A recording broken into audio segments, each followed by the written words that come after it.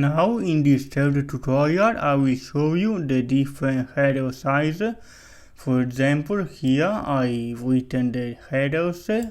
The headers available are from H1 until H6.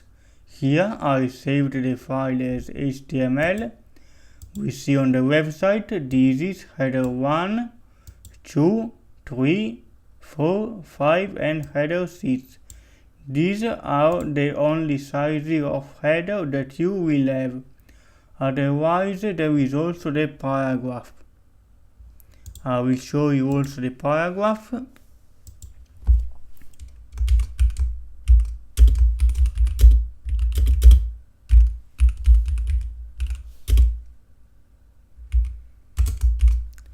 Always backslash, it means you close. Save.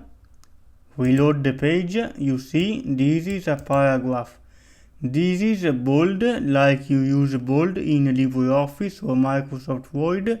This isn't bold.